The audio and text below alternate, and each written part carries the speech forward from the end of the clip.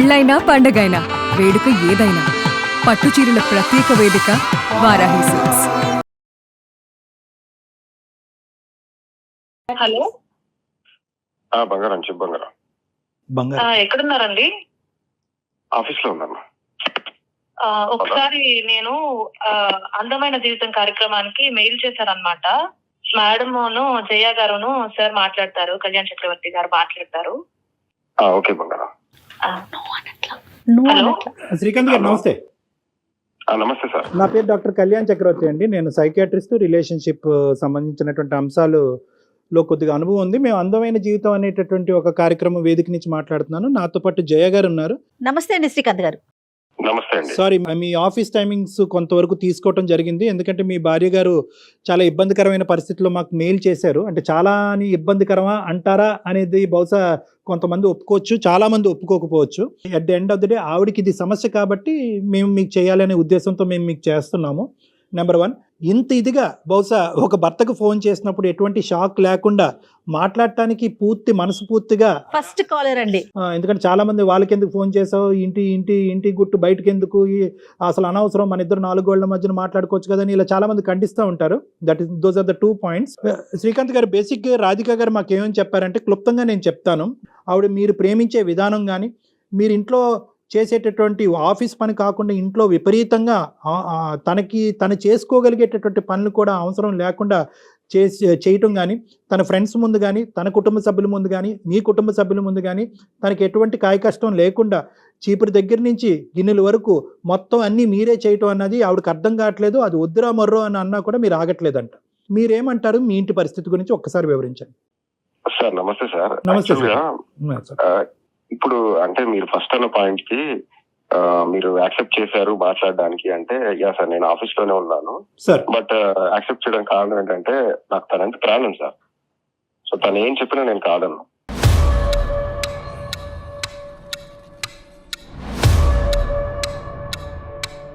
ప్రేమని ఇప్పుడు ఇంత ప్రేమించాలి అంత ప్రేమించాలని ఏముంది సార్?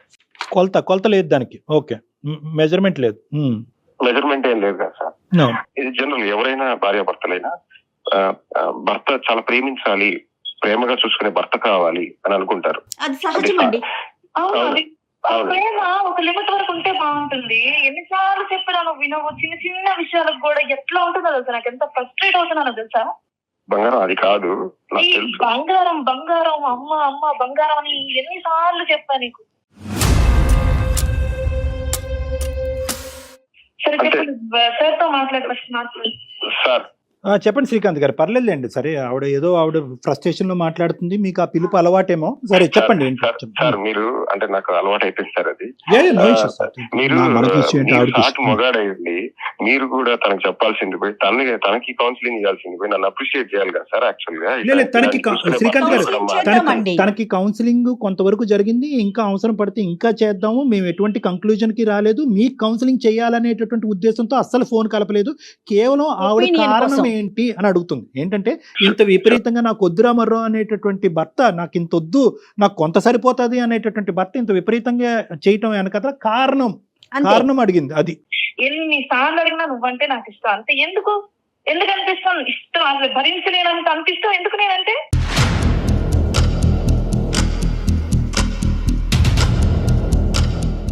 ఏమో సార్, అంటే నాకు తనంటే ప్రాణం సార్. ఇక తనకేం చెప్పినా అర్థం కావట్లేదు. నేను కానీ తనంటే ప్రాణము, తనంటే ఇష్టము, తన లేనటువంటి జీవితాన్ని శ్రీకాంత్ గారు ఊహించుకోలేరు. తనే తన జీవిత భాగస్వామి, తనకి మించినటువంటి వ్యక్తి లేరు. ఈ పదాలన్నీ మాకు అర్థం అవుతున్నాయి. కానీ ఇదంతా ఇవ్వటం వల్ల అవతల ఉండేటటువంటి వ్యక్తి ఆనందిస్తుందా బాధపడుతుందా అనే గీత కూడా ఇంపార్టెంట్ కదండి. ఆవిడ ఆనందిస్తుందా బాధపడుతుందా? నువ్వు చెప్పినా అడిగినా ఇదే సమాధానం. ఇప్పుడు మీ ఫ్రెండ్స్ ఉంటారు, వాళ్ళ మీద కూడా ఒక రెస్పెక్ట్, ఒక ఇష్టం ఉంటుంది కదా. అలాగే నాకు మా అమ్మ అంటే ఇష్టం, నాకు మా అమ్మతో టైం స్పెండ్ చేయాలని ఉంటుంది. మా నాన్న అంటే ఇష్టం, ఆయనతో కాసేపు మాట్లాడాలని ఉంటుంది. నా ఫ్రెండ్స్ తో మాట్లాడాలని ఉంటుంది. అవును, మీ అమ్మ వాళ్ళ ఇంటికి అటు ఇటు వెళ్ళాలంటే నేను తీసుకెళ్తున్నా దగ్గర ఉండి. తీసుకెళ్తున్నావు, నువ్వు కూడా వస్తున్నావు, నువ్వు నా వెనకాలే తిరుగుతున్నావు. వాళ్ళు కూడా ఇక లిమిట్స్ లో ఉంటున్నారు అనమాట. ఇప్పుడు నేను మా అమ్మతో ఉన్నప్పుడు చిన్న పిల్లలు చక్కగా ఆడుకుంటాను. ఇప్పుడు ఆ ఫ్రీడమ్ ఏది? ఎప్పుడైనా నువ్వు నా వెనకాల అసలు నాకు ఎంత చిరాకు వస్తుందంటే నీకు అసలు చెప్పినా అర్థం కావట్లేదు. వాళ్ళు కూడా హ్యాపీగా ఫీల్ అవుతున్నారు. వాళ్ళు హ్యాపీగా ఫీల్ అవుతున్నారంట రాధిక గారు. ఎందుకో అట్లా ఫీల్ అవుతున్నావు, చక్కగా చూసుకుంటుంటే దోసకాయ వస్తున్నారు బయట, ఇంత చక్కగా చూసుకుంటున్నారు అని వాళ్ళు ఆయనే సపోర్ట్ చేస్తున్నారు. నా బాధ ఎవరికి అర్థం కావట్లేదు. ఒక సిచ్యువేషన్ ఎవరికి అర్థం కాకుండా ఎలా అయిపోతుందంటే అలా కాదు రాధిక, అమ్మా లేదు, నా ఒపీనియన్ లేదు, రాధిక. నేను ఎవరికి ఏం చెప్పుకోవడానికి లేదు. సరే అమ్మ నాన్న ఆ జనరేషన్ వల్ల ఆ విధంగా అనుకోవటం అన్నది సబబే, కానీ నీ ఫ్రెండ్స్ నీ స్నేహితులు నీ కామన్ గ్రూప్ లో ఏమనుకుంటున్నారు అది కూడా చెప్పు అతనికి. అసలు వాళ్ళు జోకులు వేసుకుంటున్నారు సార్. నేను చెప్పాను, నేను చెప్తే కూడా వాళ్ళ మాటలు పట్టించుకోకు, ఏదో జోక్ గా అంటున్నారులే, నీకు నేనేమన్నంటే ఫీల్ అవ్వాలి, ఊళ్ళో వాళ్ళ మాటలన్నీ ఎందుకు చెప్పాను సార్ ఆల్రెడీ. ఇలా అంటున్నారు, సార్ నేను ఒక విషయం చెప్పనా సార్, చేస్తున్నారు, వద్దు అలా చెప్పాను సార్ ఆల్రెడీ. సార్ నేను నా భార్యకి నేను వర్క్ లో హెల్ప్ చేస్తున్నానండి, దానిలో తప్పే ఉంది. ఎవరో ఏదో అనుకుంటారని మనం ఎందుకు ఇచ్చేయటం. నాకు బాగాలేనప్పుడు, నేను హెల్ప్ అడిగినప్పుడు, నేను ఒక్కదాన్ని ఉన్నప్పుడు లేదా ఎక్కువ పని ఉన్నప్పుడు హెల్ప్ చేస్తాను. వాళ్ళు వచ్చినప్పుడు వీళ్ళు వచ్చినప్పుడు ప్రతి చిన్న దానికి ఎందుకు సార్, ప్రతి చిన్న విషయానికి ఆయన హెల్ప్ ఎందుకు? ఇప్పుడు నేను కూడా కొన్ని పనులు చేయగలను, నాకు చేతనే నన్ను చేయనివ్వండి, బొమ్మను కాదు కదా నేను. ఎల్కేజీ యూకేజీ పిల్లోడైనా చెప్తాడు లవ్ అనేటటువంటి దానికి మెజర్మెంట్ లేదు, ఎంత అవతల వ్యక్తి ఎంత తీసుకోగలరు అనేటటువంటి కాన్సెప్ట్ కూడా అంతే ఇంపార్టెంట్. అదే మెజరింగ్ స్టిక్. ఇప్పుడు ఈ రోజు మెజరింగ్ స్టిక్ ఏముంది, ఏమైనా తూకం వేస్తామా, కేజీ లెక్క పెడతామా, లేదంటే టేబుల్తో కొలతేస్తామా? కాదు. ఎప్పుడైతే మీ భార్య ఇది చాలు, ఇంతకు మించి వద్దు, ఇది బహిరంగం అవుతే కనుక పరువు పోతుంది, నా స్వేచ్ఛకి భగ్నం కలుగుతుంది, నేను ఫ్రీగా ఉండలేకపోతున్నాను అన్నప్పుడు అక్కడ అయిపోవాలి మీరు. సార్ నేను ఒక చెప్పనా సార్, మీరు చెప్పిన దానికి నేను ఒక చెప్పాలంటే, నేను ఇది ఏది కావాలని, నేను ఏదో కావాలని ప్రేమ మీరు డ్రామా చేయట్లేదు, అది మాకు అది అర్థమవుతుంది. డ్రామా చేయట్లేదని మాకు అర్థమైంది. చెప్పండి. ప్రతి వ్యక్తికి ఒక పర్సనల్ స్పేస్ కావాలని కోరుకుంటామండి. నా ఇండివిజువాలిటీ, నా థాట్స్, నా ఇష్టాలు, చిన్న చిన్న వంట చేసుకోవడం అప్పుడప్పుడు, ఇవి నా ఇష్టాలు, అది కూడా చేయనివ్వట్లేదు నువ్వు. తీసుకొస్తా కదా, నేనే చేస్తా కదా, నీ ఇష్టాలన్నీ నేనే చేస్తున్నా కదా. బాబోయ్, ఇంత అతి ప్రేమ నాకు వద్దు, నీకు నమస్కారం.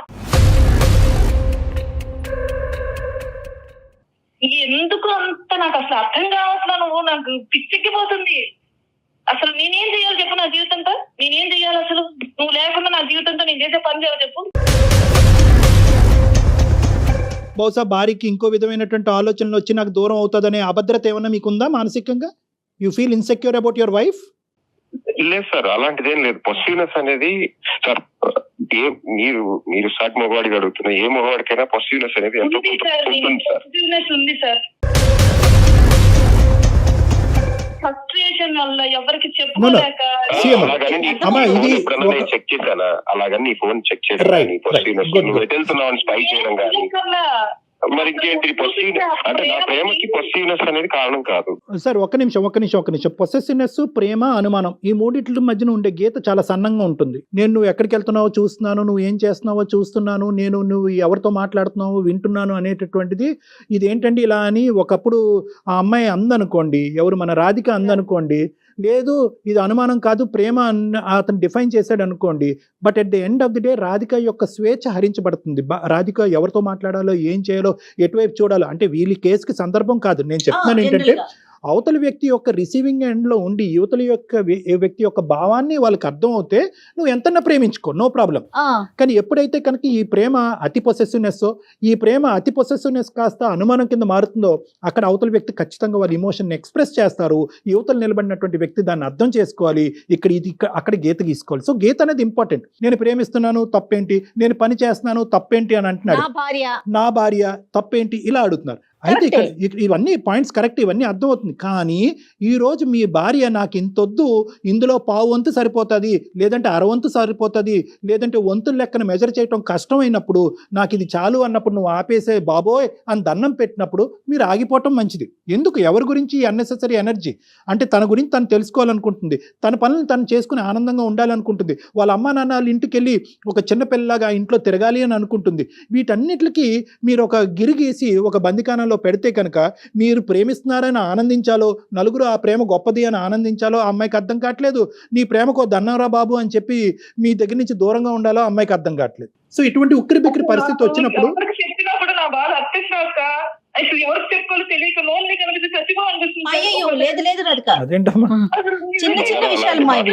అతి ప్రేమ వల్ల చనిపోయినటువంటి భార్య వినటానికి బాలేదమ్మా, అదొద్దులే.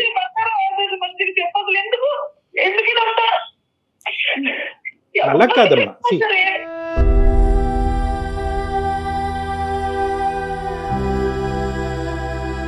శ్రీకాంత్ గారు, probably you should try and reason out causes, ఎందుకు ఇలా చేస్తున్నారు అనేది ఆ అమ్మాయి కారణం పడుతుంది. ఓకే, మీరు చెప్పింది నా భార్య నేను ప్రేమించాలి తప్పులేదని, కానీ ఆ అభిప్రాయం చెప్తే కనుక ఆ అమ్మాయి అండర్స్టాండింగ్ మోడ్ లోకి వస్తుందేమో, ట్రై చేద్దాం. సార్ మేడం, నాకేంటంటే మా నాన్న మా అమ్మని సరిగ్గా చూసుకునేవాడు కాదు. కొట్టడం, తిట్టడం, చేయటం, లేకపోతే సరిగ్గా అంటే అసలు ఒక్కసారి కూడా తిన్నావా అని కూడా ఎప్పుడు అడగడం నేను చూడలేదు సార్. సో అలాంటి బాధలు చూసి చూసి నాకు అంటే మెయిన్ గా ఒక స్ట్రాంగ్ గా మేబీ చిన్నప్పుడే ఒక డిసైడ్ అయిన ఒక మెయిన్ ఫ్యాక్టర్ ఏంటంటే నాకు వచ్చే భార్యని నేను చాలా ప్రేమగా చూసుకోవాలనేది నా ఇదిగా పెట్టుకున్నాను. వెరీ నైస్ యా సార్, ఇప్పుడు మీరు అంటుంటే అనిపిస్తుంది, కానీ ఇదే కారణం అని ఇప్పటికీ నాకు కూడా తెలుస్తుంది. అది మీరు చాలా రోజులు చూసారు, చాలా సంవత్సరాల పాటు అమ్మ అలా బాధపడటం మీరు మీ కళ్ళారా చూసారు. నాకు అంటే మా అమ్మ నాన్న లేరు సార్, తనే ప్రపంచం సార్. అందుకే తనతోనే నేను ఇక ఇన్ని రోజుల నుంచి అడుగుదామన్నా కూడా ఆయనకి సర్వస్వం మీరే. రాధిక, ఒకసారి కొంచెం మీరు ఆ పీక్ పాయింట్ నుంచి కొంచెం వెనక్కి రండి, ఒకసారి ఆలోచించండి. వెయిట్ ఇక్కడ ఒకటి, అవును మేడం, ఇప్పుడు ఇక్కడ రాధిక ఇక్కడ ఏంటంటే నువ్వు తీసుకునే విధానం బట్టి ఉంటుందమ్మా. ఈ రోజు లిమిట్ చేయమంటే కనుక రేపటి నుంచి అతను టోటల్ గా దీనికి పెద్ద తాళం కప్పేసేస్తాడు. అతనిలో ఎంత ప్రేమ ఉన్నా ఎంత బాగున్నా కూడా అది నీకు పంచడానికే భయపడుతూ పంచేటటువంటి పరిస్థితిలో వస్తుంది. నాకు అలా ఉండాలని ఏం లేదు సార్, నాకు ప్రేమించాలి, నాకు కూడా తనంటే ఇష్టమే. కాకపోతే ఇంత అతి ప్రేమ వల్ల ఒక రకమైన చిరాకు, అందరి ముందు అట్లా చేస్తున్నప్పుడు ఒక రకమైన అలా ఉంటుంది. Radhika, let me speak 1 minute అమ్మా. You have expressed your emotion efficiently, నాకు అర్థమైంది. ఇక్కడ let us not get in to the trap of ఈ కల్చరల్ కాంటెక్స్ట్ లో మా ఆయన చీపురు పట్టుకోడు, మీ ఆయన చీపురు పట్టుకుంటాడని ఈ పనికిరాని వాట్సాప్ గ్రూపుల్లో జరిగేటటువంటి డిస్కషన్ లోకి నువ్వు దయచేసి టెంప్ట్ అవ్వద్దమ్మా. చాలా కామన్ ఈ రోజుల్లో. ప్రతి దానికి ఒక గ్రూపు, వాళ్ళు నలుగురు అయితే ఒక గ్రూపు, వీళ్ళు నలుగురు అయితే ఒక గ్రూపు, పిల్లలకు ఒక గ్రూపు, పిల్లలకు ఒక గ్రూపు, మొగుళ్ళకు ఒక గ్రూపు, పనులకు ఒక గ్రూపు. ఈ గ్రూపుల వల్లే సగం దరిద్రం వస్తుంది. ఇప్పుడు వాస్తవానికి నిజంగా వీళ్ళందరూ కూడా విషబీజం అనేది నీ మనసులో నాటకపోతే ఈరోజు మా దగ్గరికి ఎందుకు వస్తావమ్మా? ఈరోజు ఒకప్పుడు ఒక 20 మంది ఉన్నారనుకో నీ గ్రూప్లో, అందులో ఒక్కళ్ళకైనా ఒక బుర్ర పనిచేసి అరే మనం ఈ మాట అంటం వల్ల అక్కడ భార్యాభర్తల మధ్య దూరం పెరుగుతుంది కాదమ్మా, ఇది కూడా లాభదాయకమే, మా ఆయన చేయనటువంటి గొప్పతనం అంతా మీ ఆయనలో చూస్తున్నావు, ఇలాంటి మొగుడుంటో నీకు అదృష్టం అని చెప్పి ఒక్కరికైనా బుర్ర పనిచేసి నీతో ఒక చెప్పుంటే కనుక ఈరోజు మేమెందుకు, మా కౌన్సిలింగ్ ఎందుకు? సో నేను నీకు చెప్పేది ఏంటంటే దీన్ని వన్ సైడెడ్గా పట్టుకెళ్ళిపోద్దు. అతి ప్రేమ, విపరీతమైన ప్రేమ, అవమానకరమైనటువంటి ప్రేమ, హింసించే ప్రేమ, స్వేచ్ఛ లేనటువంటి ప్రేమ, ఇలాంటి రకరకాల విధాలుగా పాపం అతను స్వచ్ఛంగా ఇచ్చేటటువంటి ప్రేమకి రకరకాల నామకరణాలు చేసేసి అతనే అవమానపడేటటువంటి విధంగా నువ్వు తయారు చేస్తున్నావు. సో ఇక్కడ నేను నీకు చెప్పేది ఏంటంటే you have to look at it this in a very balance attitude. ఇందాక నేను అతని ఫోన్ కాల్ కలపముందే నేను ఒక పాయింట్ నీకు చెప్పా, అమ్మా నేను మాట్లాడిన తర్వాత అతను రేపొద్దున ప్రేమించాలా వద్దా, మాట్లాడాలా వద్దా, చీపురు పొల్లు ఇక్కడ తీసేళ్ళి అక్కడ పెట్టాలా వద్దా అనే కన్ఫ్యూజన్లోకి అతనికి వెళ్ళిపోతే అప్పుడు మళ్ళీ ఒక 6 నెలల తర్వాత మాకు ఫోన్ చేసి సార్ మీరు ఫోన్ చేసిన తర్వాత మా ఆయన మమ్మల్ని ప్రేమించడమే మానేశాడు, ఎండగట్టేశాడు, మాట్లాడట్లేదని అంటే కనుక అప్పుడు మాత్రం మేమేమీ చేయలేం. సో అందుగురించి నేను చెప్పేది ఏంటంటే ఇక్కడ చాలా ఇంపార్టెంట్ పాయింట్, ఇది చాలా డెలికేట్గా తీసుకెళ్ళాలి. చాలామందికి లేనటువంటి అదృష్టం ఈరోజు రాధికకు వచ్చింది అనే పాజిటివ్ థింకింగ్లోకి నువ్వు వెళ్ళటం కూడా చాలా ఇంపార్టెంట్. ఇది నేను నీకు చెప్పేటటువంటి అంశం. దయచేసి వాళ్ళ కాపురంలో ఇలా ఉంది, వీళ్ళ కాపురంలో ఇలా ఉంది, మగాళ్ళు అంటే ఇంతే చేయాలి, ఈ వద్దమ్మా, ఇవన్నీ we don't have to talk about it. At the end of the day మీ ఆయనకి నువ్వంటే ప్రేమ, మీ ఆయన నిన్ను చాలా బాగా చూసుకుంటాడు, నీకు కావాల్సినటువంటి అన్నీ ఇస్తూ ఉంటాడు. ఆఖరికి ఈ భయం ఏ స్థాయి వరకు వెళ్ళిపోయిందంటే కనుక ఒక ఆడపిల్ల తల్లి కావాలి అనేటటువంటి పెద్ద కోరికను కూడా నువ్వు ఈరోజు పోస్ట్పోన్ చేసేసుకుంటున్నావు. సో ఫస్ట్ ఆఫ్ ఆల్ ఏంటంటే ఈ గ్రూప్స్ కానీ ఏదన్నా కానీ నీ కుటుంబం నీ కాపురం గురించి ఎవరన్నా నెగిటివ్గా కామెంట్ చేస్తే ఫస్ట్ వాళ్ళని లిమిట్ చేయండి.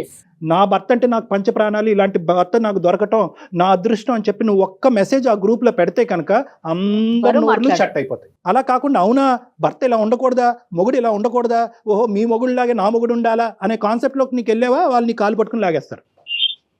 సో ఫస్ట్ నువ్వు ఈ కాన్సెప్ట్ అర్థం చేసుకుంటే నెక్స్ట్ శ్రీకాంత్ గారితో మాట్లాడదాం. శ్రీకాంత్ గారు ఇక్కడ శ్రీకాంత్ గారు ఒక 2 minutes సార్, ఒక పేషెంట్ గా వినండి. బేసికలీ ఏంటంటే హ్యాట్స్ ఆఫ్ అండి, అంటే నిజంగా మా తల్లికి రానటువంటి ప్రేమ ఈరోజు నా భార్యకి ఇస్తున్నాను అనేటటువంటి అద్భుతమైనటువంటి ఆలోచన శైలి మీకు ఉండటం అనేటటువంటిది బహుశా రాధిక గారు చేసుకున్న అదృష్టం. ఆ అమ్మాయికి అది కనిపించట్లేదు, అది వేరే విషయం. ఆ అమ్మాయికి వినిపించే విధంగా నేను చెప్పాను, ఇప్పటికి ఆ అమ్మాయికి రియలైజ్ అవుతుందని నేను అంటే ఒక తల్లి స్థానంలో భార్యను చూసేటటువంటి మగవాళ్ళు ఈ రోజు సమాజంలో చాలా అరుదు, చాలా తక్కువ మంది. భార్య తల్లికి ఇంపార్టెన్స్ ఇస్తారు, లేదంటే భార్యకి ఇస్తారు. 2 స్థానాలు ఒకలాగా చూడరు, చాలా రేర్గా. సో మీరు అలా చూస్తున్నారు అంటే కనుక ఆ అమ్మాయి అదృష్టవంతురాలు, మీ యొక్క ప్రేమకు మేము హ్యాట్స్ ఆఫ్ చెప్తున్నాం. కానీ ఈరోజు అక్కడ ఏదో మా తండ్రి గారి ద్వారా మా తల్లికి దొరకలేదు కాబట్టి అక్కడ ప్రేమ ఇక్కడ ప్రేమ అన్ని ప్రేమలు కలిపి ఈ అమ్మాయికి తినిపిద్దామంటే ఈ అమ్మాయి అంత తినేటటువంటి ఓపిక లేదు ఈ అమ్మాయికి. ఆ అమ్మాయి ఎప్పుడైతే కనుక నా స్వేచ్ఛ హరించబడుతుంది, నా ఫ్రీడమ్ పోతుంది, నేను నాలా ఉండలేకపోతున్నాను అని అంటుంటే కనుక మిమ్మల్ని మీరు కొద్దిగా సెల్ఫ్ లిమిట్ చేసుకోవాల్సినటువంటి అవసరం ఉంది అనేది థెరపిస్ట్గా నాకు బలంగా అనిపిస్తుంది. మీరు ఎంతన్నా ప్రేమించండి, కానీ మీరు ప్రేమించేటటువంటి అంశాన్ని ప్రత్యేకంగా పనుల రూపానో ఆ అమ్మాయిని ఏ పని చేయకుండా ఉంటామో, ఆ అమ్మాయి ఎక్కడికి వెళ్ళినా 1 గంట సేపు ఫ్రీగా ఉండలేనటువంటి పరిస్థితి, ఆ అమ్మాయికి ఏదైనా ఒంట్లో బాగాలేకపోతే మీరు అన్నీ మానుకుని ఆ అమ్మాయి పక్కనే కూర్చోవటం, ఆ అమ్మాయి వాళ్ళ అమ్మ నాన్న ఇంటికి వెళ్తే మీరు అక్కడ పరిగెట్టుకుని వెళ్తే కనుక ఆ అమ్మాయికి ఎలా ఉంటుందంటే మీరు తన నీడైపోతారు కంటిన్యూస్గా. దానివల్ల ఏమవుతుందంటే కనుక ఆ అమ్మాయి సెల్ఫ్ డెఫినేషన్ అన్నది ఆ అమ్మాయి మర్చిపోతుంది. రేపు పొద్దున నేను దురదృష్టం కొద్ది మీరేదన్నా చేయలేనటువంటి పరిస్థితి వచ్చి ఆ అమ్మాయి ఇంటిల్లపాది అన్నీ చూసుకునేటటువంటి ఒక దురదృష్టకరమైనటువంటి పరిస్థితి ఏదన్నా వస్తే కనుక ఆ అమ్మాయి ఇన్కెపాసిటేట్ అయిపోతుంది. తన ఆలోచన వాడలేదు, తన చేతులు వాడలేదు, తన మాట వాడలేదు, తన బ్రెయిన్ వాడలేదు. సో కాబట్టి నా ఉద్దేశం ఏంటంటే మీరు చేసేదంతా చెయ్యండి, ఇచ్చేదంతా ఇవ్వండి, కానీ ఎప్పుడు ఇది అక్కర్లేదు ఇంకా చాలు అన్నప్పుడు ఒక్కసారి ఆలోచించి నీకు అక్కర్లేదన్నా నేను ఇస్తాను అనే మొండి కాన్సెప్ట్తో కాకుండా ఇక్కడతో సరిపోతుందేమో, బహుశా చాలేమో, మిగతా తను చేసుకోగలదేమో, తను ఇండివిజువల్గా ఒక చెట్టు ఎదిగే విధంగా తను ఎదిగేటటువంటి ప్రయత్నం కూడా నేను చేస్తాను, ఆ విధంగా తను ఎదగటం అనేది కూడా ప్రేమ అన్నట్టుగా మీరు అనుకుంటే ఆ అమ్మాయి హ్యాపీ, మీరు హ్యాపీ. తను ఇండివిజువల్గా ఎదిగేటటువంటి ప్రయత్నం తను చేయటం కూడా ప్రేమే. ఈ కాన్సెప్ట్ ఒకటిసారి గుర్తుపెట్టుకోండి. ఓకే, అప్పుడు మీ ఇద్దరి మధ్యన ఈ డిఫరెన్సెస్ మా లాంటి వాళ్ళకి వచ్చి కౌన్సిలింగ్ తీసుకునేటటువంటి అవసరం పడదు. చాలా రోజులు, ఎన్నో సంవత్సరాలుగా ఎంతో కాలం మీరు హ్యాపీగా ఉండొచ్చు, చక్కటి పిల్లల్ని కనొచ్చు, సంతోషంగా ఉండొచ్చు. మీ థాట్స్ ఇటువంటి అంశాల మించి గ్రోత్ అండ్ అభివృద్ధి మీద ఫోకస్ చేయొచ్చు అన్నది నా అభిప్రాయం. ఒకసారి ఆలోచించుకోండి Srikanth.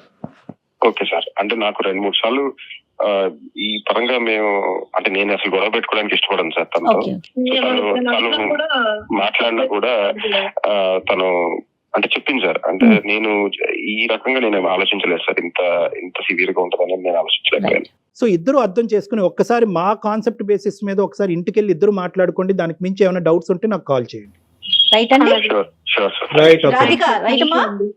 Thank you madam. Thank you మా, థ్యాంక్ యూ. నమస్తే. Thank you Srikanth, thank you Radha. Right అండి, ఇంకో కేసుతో కలుద్దాం. నమస్తే.